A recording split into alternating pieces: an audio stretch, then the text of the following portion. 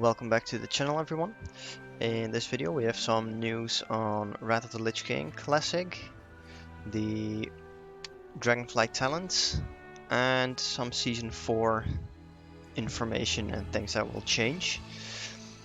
And also the gold making and how that's going.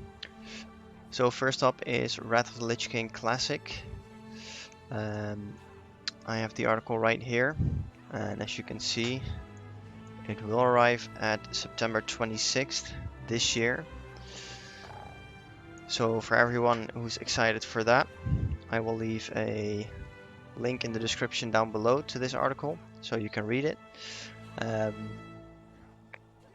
It has all the news and information about the release on the 26th of September. So it's about 2 months from now until it goes live. I think I will play it a little bit, but not too much, as I'm really looking forward for Dragonflight, so I'm preparing everything for that, and I'm trying to make a set amount of gold, so we'll see how that goes. Then for Dragonflight, there have been some updates in the talent trees, some updates for spells and abilities, as well as some notes in the trees that have been changed. And for now, we have the Demon Hunt, Death Knight, Druid, Evoker, Hunter, Mage, Paladin, Priest, Rogue, and Shaman talents. The Demon Hunter, Monk, Warrior, and Warlock will still have not been released. I guess they will release, I think, 2 of them next week and 2 of them the week after. So we'll see about that. And then again, the talents are not finished yet, so this can still all be changed.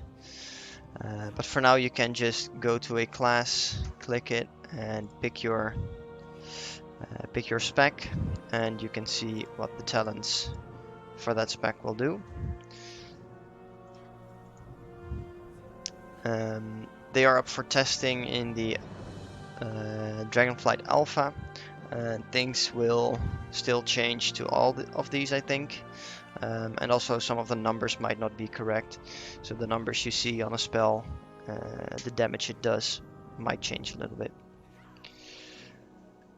And then the next thing I wanted to talk about was the gold making. I was working on making my way up to, I hoped, 10 million gold.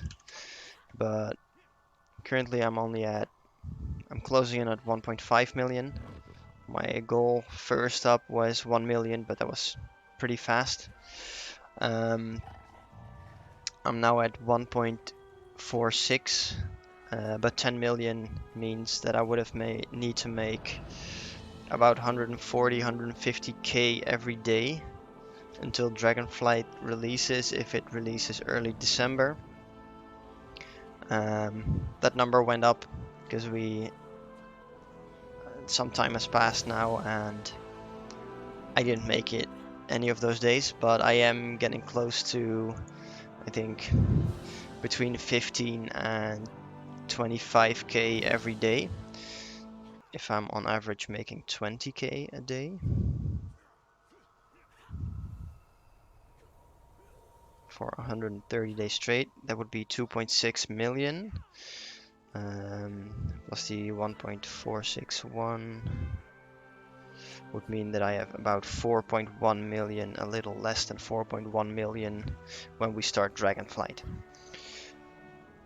All in all, it's not too bad. For me, it's a lot. I never had more than, I think the highest I had before I started this gold making thing was, I think it was 400k, something close to 400. So I'm already having 4 times as much as I ever had. So yeah, I will keep going and I will keep you guys posted every now and then. If you have any good gold farming things, let me know. And for the next part, I wanted to talk about the Season 4 things that they have released. This is basically a massive FAQ from Season 4 with all things that will be changing or will not be changing. So first up, the conduits. They will not increase the level. So the maximum level of conduits will stay at 278.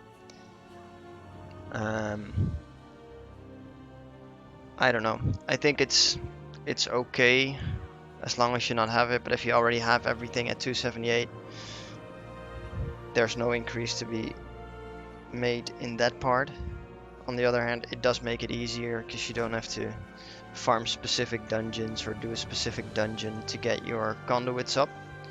Also, the dungeons will switch up with some other dungeons that we will get.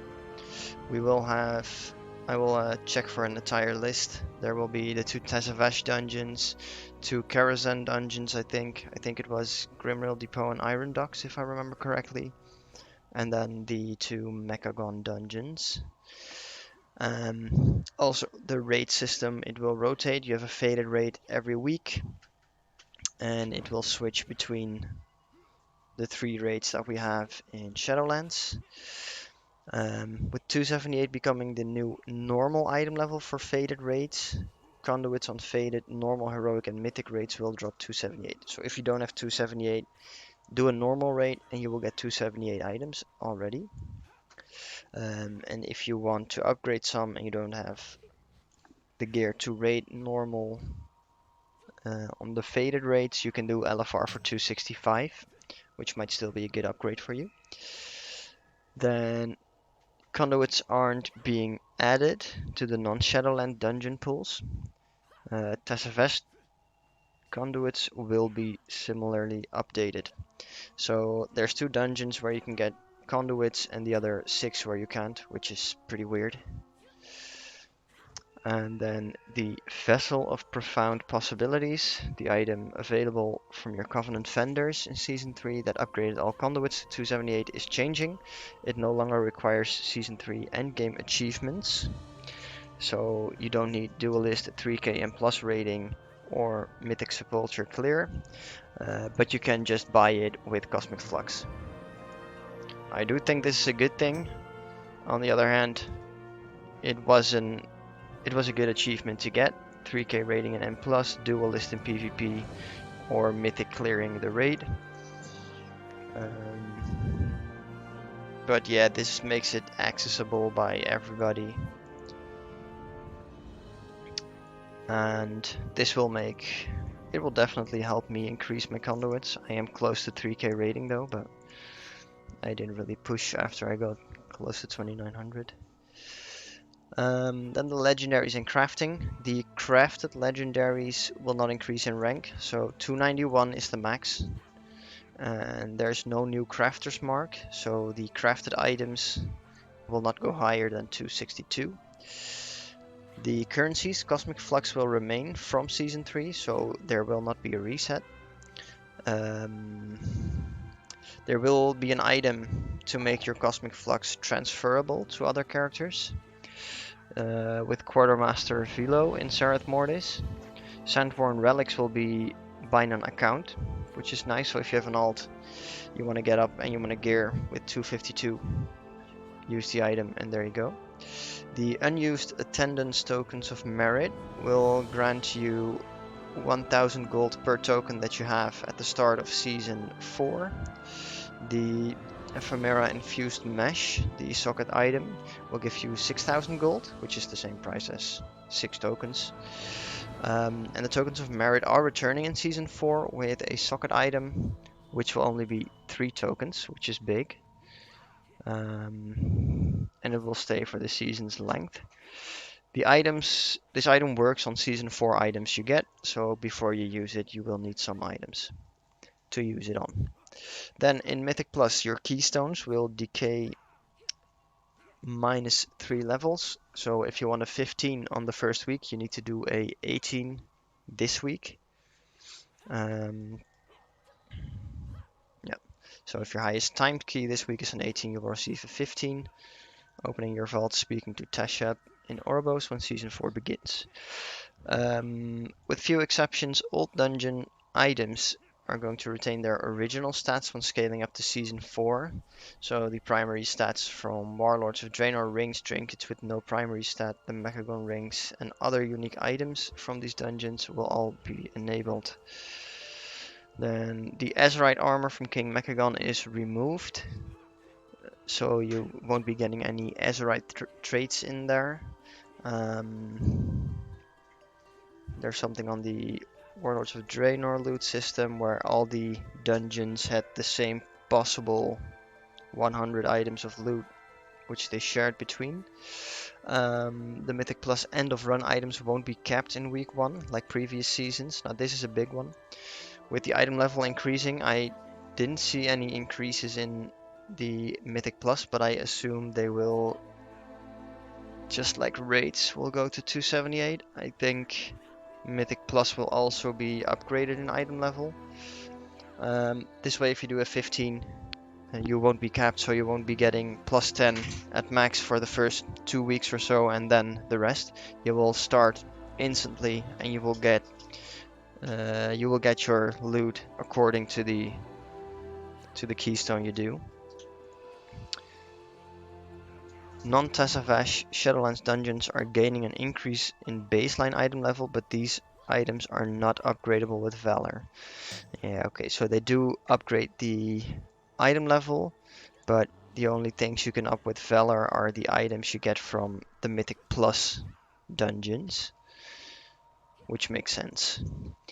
The Mythic raid is available from launch, no delay, just like the end of run items. In week 1, Mythic Plus or the Mythic raid will be available. Cross realm raiding will stay on as there's no Hall of Fame for Season 4, so you can just group up with your buddies from other realms. Raid skips earned in previous seasons will work on the difficulties that you have unlocked them for.